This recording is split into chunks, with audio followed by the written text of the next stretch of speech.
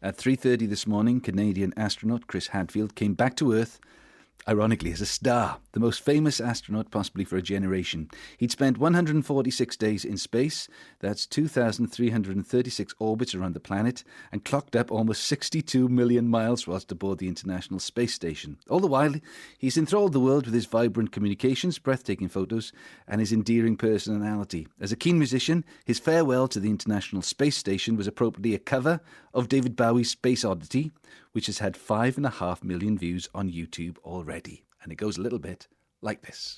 This is Major Tom to ground control. I've left forevermore, and I'm floating in a most peculiar way, and the stars look very different today. For here am I sitting in a tin can, far above the world. Planet Earth is blue, and there's nothing left to do.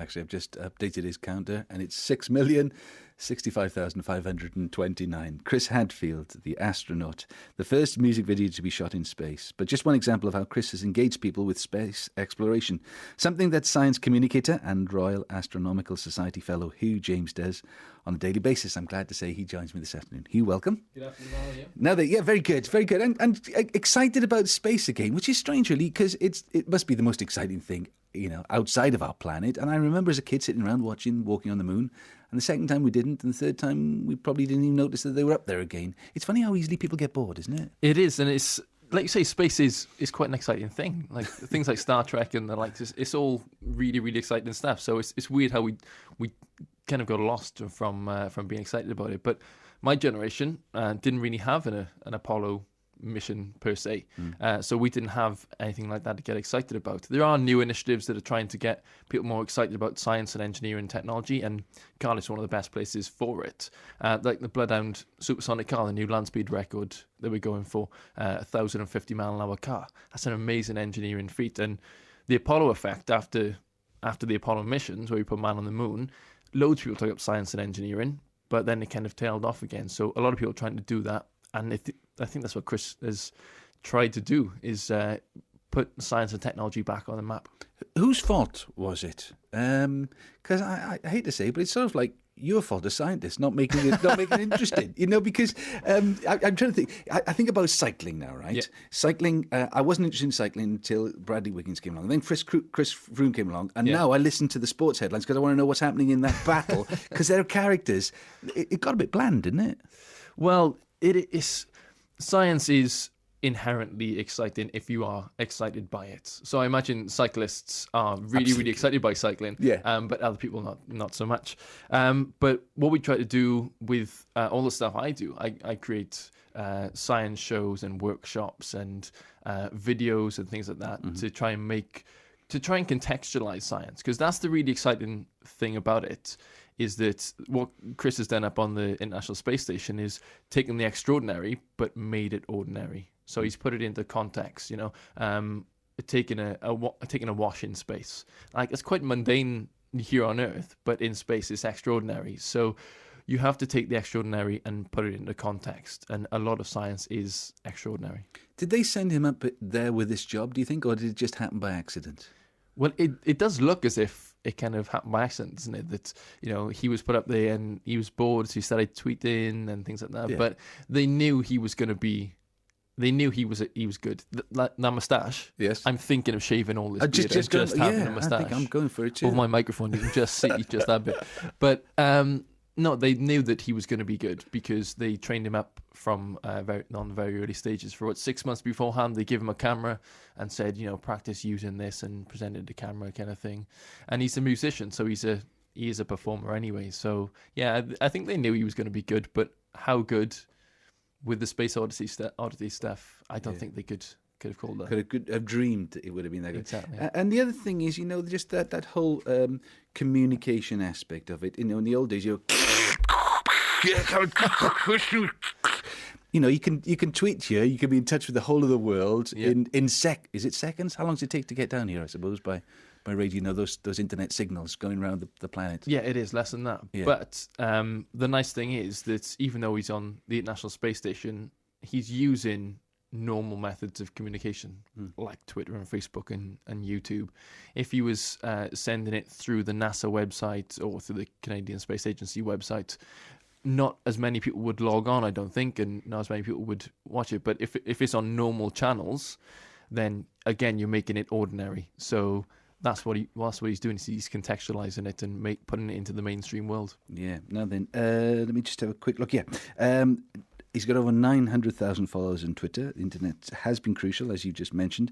Back on Earth, Chris's son Evan has been coordinating all of the social media, which has helped to make Chris a star. Louis spoke to Evan a couple of days ago to ask about where the idea for all of that online activity came from. A couple of years ago, maybe 3 years ago now, when Dad got the mission, we were all sitting around as a family at the dinner table thinking, what are we going to do to make this special? What are we going to do to get Canada interested? What are we going to do to make the world interested in what he's doing?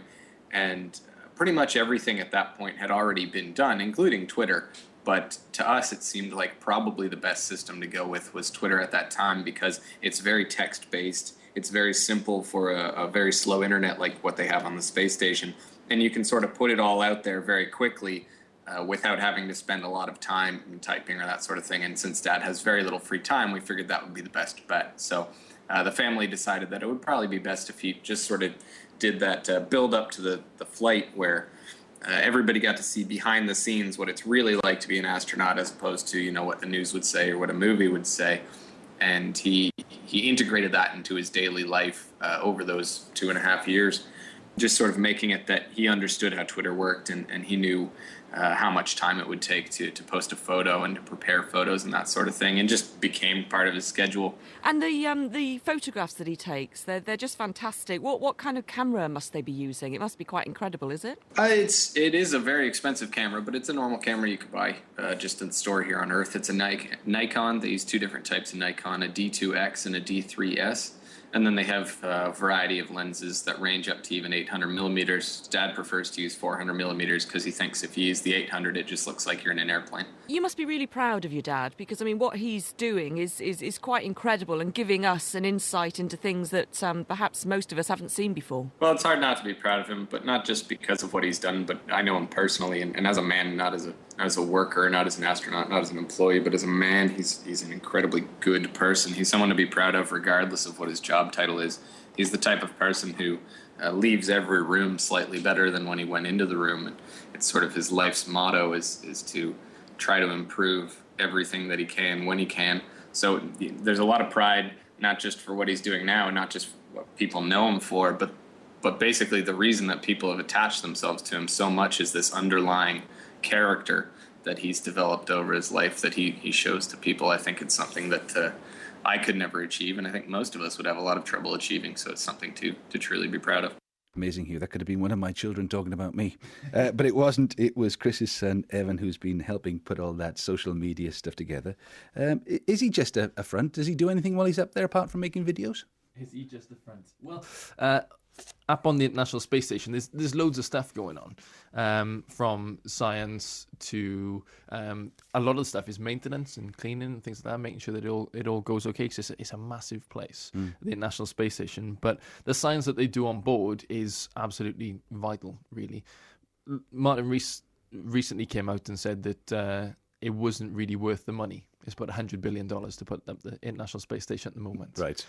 But it is that stepping stone to the moon and beyond, to Mars. And it's one of the first times we've really put anything out there as a permanent space station.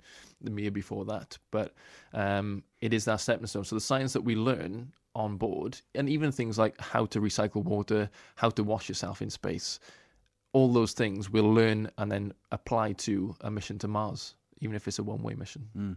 They had some, as you say, some upkeep, some DIY. Yeah. What was the problem with the ammonia? It was just a bit of an ammonia leak, and the way that they dealt with it was actually quite incredible, because within a day and a half, they'd already come up with a plan of how they were going to fix it, and were in their spacesuits and out the door. Ready? It's a little bit more tricky than going, I'm going to go and fix the hose outside my back door. Yeah. So they need gaffer tape up, exactly. stick it on. It's probably what they use is a bit of duct tape. Why not? Other tapes are available. Of course. And within a day and a half, they were there and out the door. And Chris said that it kind of summed it up for him. The whole mission, the whole 5 months, was summed up in 3 days, where they can be that efficient and leave the space station in a better way than they arrived there. So when next then? You say it's a jumping off point, but how long do we have to keep on going around this tin can? Just, what is it, 250 miles from Earth, something like that? Around that. Yeah. I mean, so do we go around in circles for a little while, making pop videos, or what happens next? Well, it's all kind of crucial, really, because the pop videos, as you say, it's all a crucial part of inspiring the next generation. And we need those next generation scientists and engineers. We need to do the science, for sure, but without new scientists and engineers coming through, we won't have that in the future. So that's where people like Chris come in, people like, I'm not comparing us, but me as well. Like, that's what I do a lot around here in Cardiff, around in Wales, and all around the world, is trying to inspire the next generation of scientists and engineers. And in Cardiff, we are one of the best in the UK, I'd say, cities for it. We've got the Science Cafe, which is the first Tuesday of every month. We recently did a Pythagorean Cabaret, which is a cabaret night all about science. You'd have loved it. Sounds like a ball. In the museum. Is there any singing? Well. Is Chris there? I wonder if Chris is there. I'm coming. There was singing, actually. You are right, yeah. Yeah. And Techniquest do after hours for adults as well. So adults, that sounded weird, but adult science stuff. Yeah, because obviously, Swansea University in particular, because that's my hometown, and the Bloodhound's been designed there and all of that. But Yeah. I bumped into Mr. Abbott the other day. Oh, okay. Mr. Abbott was one of the head guys at NASA. Wow. He's from Texas, and his son works at the university there. Yeah. And you know what? He sort of looked like a normal guy. You sort of expect these amazingly brainy people to be extraordinary, but he sounded like an American. He was quite interested. He actually went to the rugby at the university, the varsity match. They are normal people. Scientists and engineers are normal people. That's one of the things we try to get across to people, is that they are. Lynn Evans, who from Swansea again, one of the head guys at CERN, yes, with the Large Hadron Collider, another very normal guy. Yeah. So there could be normal people out there at the moment. They could capture their imagination with seeing this stuff. And it's a journey that could take them really literally to the stars. It is. And you can actually see the International Space Station fly across your heads. Yeah, every now and then. The next pass is from around here on the 20th, 21st and 23rd of this month. Right. In the early hours of the morning. And if you're on Twitter, you can go to Twist, TWISST. It's an alert system. And it tweets you when Really? the International Space Station's coming across, and tell you where it is. Because it knows where you are with your GPS. Exactly, yeah. And you can use ISStracker.com and heavensabove.com, and they'll all kind of tell you when the International Space Station's coming across, and you can watch it fly overhead. Except it is Wales, so it'll be cloudy. Of course. Absolutely. But we'll know it's there. Yeah. Exactly. Fantastic. Well, he'll lovely to speak to you. Keep on the missionary work that you do with science. Hugh James. Thank you very much. Science communicator and fellow of the Royal Astronomical Society.